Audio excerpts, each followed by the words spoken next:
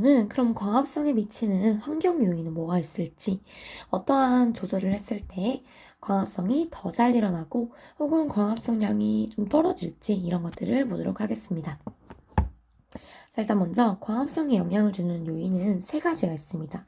빛의 세기, 그리고 이산화탄소의 농도, 그리고 온도. 자, 빛의 세기부터 보도록 할게요. 자, 빛의 세기는 광합성량 빛의 세기가 셀수록 증가를 하다가 빛이 일정 세기 이상이 되면 더 이상 증가하지 않습니다. 그래서 세지면 광합성량이 자라다가 일정 세기 이상부터는 더 이상 증가하지 않는 이런 그래프를 만들게 됩니다. 그리고 다음으로 이산화탄소의 농도. 우리가 광합성의 원료를 사용하게 되는 이산화탄소죠. 자, 이산화탄소도 똑같이 이산화탄소 농도가 높을수록 증가를 하다가 이산화탄소 농도가 일정 농도 이상이 되면 더 이상 증가하지 않는 이런 그래프를 만들게 됩니다. 다시 한번 그리면 이렇게. 자, 그 다음에 온도입니다. 온도. 자, 온도는 광합성량은 온도가 높을수록 증가합니다. 그러다가 일정 온도가 지나면 급격하게 감소를 하는 이런 그래프가 만들어져요. 이렇게. 그래서 일정 온도가 지나면 다시 급격하게 떨어지는 모습이 보이죠? 그래서 증가를 하다가 급격히 감소하는 그래프.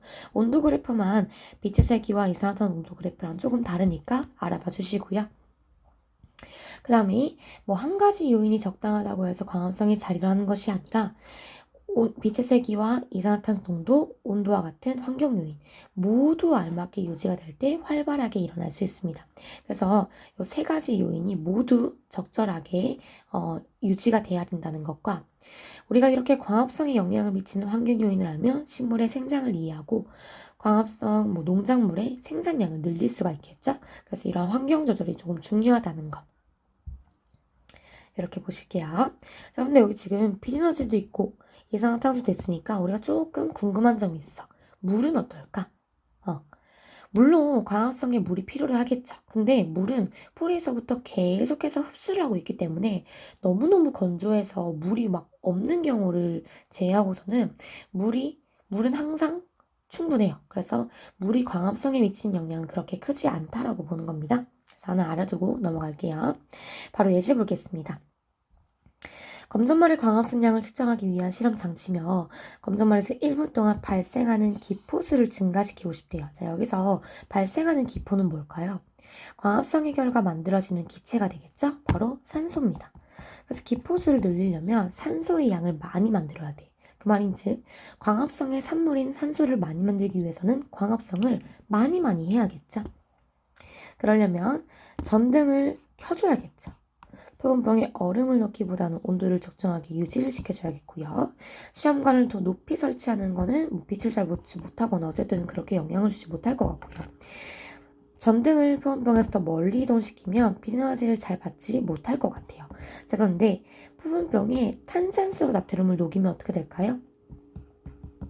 얘는 이산화탄소를 공급해줍니다. 그럼 이산화탄소 농도가 어찌됐든 곧 일정해지긴 하겠지만 처음에는 비례해서 증가하기 때문에 영향을 주겠죠.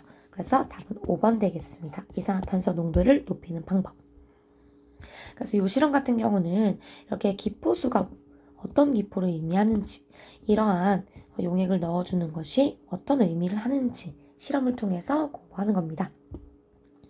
다음 문제, 광합성에 미치는 환경 요인과 관련된 설명 옳지 않은 거 고르라고 합니다. 빛의 세기와 온도, 이산화탄소 농도의 영향을 받쳐. 영향을 미치는 요인 중 한 가지만 충분해도 아니고요. 세 가지 요인 모두가 적절하게 유지가 돼야 됩니다. 빛의 세기가 증가할수록 광합성량이 증가하다가 어느 정도 이상이 되면 일정해진다고 했었고, 이산화탄소 농도도 증가할수록 증가하다가 어느 정도 이상이 되면 일정해진다고 했었고, 온도는 높아질수록 증가하다가 일정 온도 이상이 되면 급격히 감소한다 라고 했습니다. 그래서 답은 2번이 틀렸죠. 자, 그래프는 광합성에 영향을 미치는 환경 요인 A와 B에 따른 광합성량을 나타낸 것이다. 이에 대한 설명으로 옳지 않은 것. 자, 이렇게 일정 값이 지나면 급격하게 떨어진 이것이 바로 온도가 되겠고, 증가하다가 더 이상 증가하지 않는 일정해지는 그래프, 이산화탄소의 농도도 될 수 있겠고 빛의 세기도 될 수 있겠네요.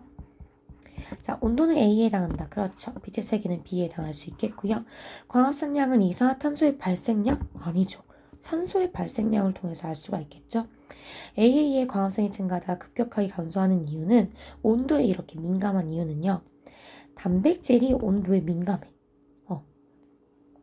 그래서 단백질이 변성되었기 때문에 결론적으로 온도에 의해 광합성이 민감. 아니 잠깐만요. 아니지. 그렇죠. 죄송해요. 그래서 단백질에 의해서 단백질은 온도에 굉장히 민감합니다.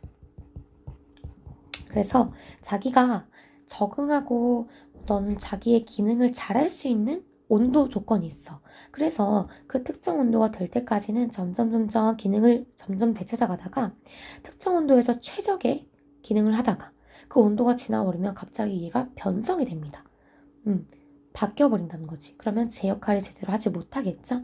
그래서 이게 바로 광합성량이 증가하다 급격하게 감소하는 이유가 됩니다. 그 다음에 B에 의해 광합성량이 증가하다가 일정 시기에 이루어지는 이유는 염료체의 개수가 일정하기 때문입니다.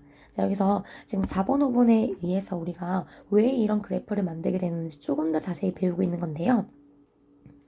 왜 일정해지냐면 우리가 흡수할 수 있는 광합성을 할 수 있는 염록체의 개수는 한정돼 있죠. 그래서 빛의 세기가 높아지고 CO2 농도가 많이 충족이 되면 점점 자라다가 더 이상 일할 수 있는 염록체가 남아있지 못해. 모든 염록체가 다 광합성을 만들고 있으면 광합성을 하고 있으면 더 조건을 준다고 해도 아직 기다려야겠죠. 그래서 염록체의 개수가 일정하기 때문에 일정 시기에 이르면 더 이상 증가하지 않고 일정해지는 것입니다. 그래서 이렇게 두 가지 온도와 빛의 세기 이산화탄소가 왜 이런 그래프를 만들게 되었는지 여기 4번, 5번에 대해서 추가적으로 학습할 수 있었던 보기입니다.